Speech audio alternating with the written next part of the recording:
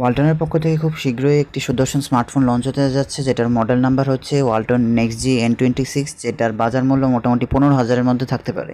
চলুন ছোট্ট করে জেনে আসি কী কী থাকছে এই ফোনটিতে।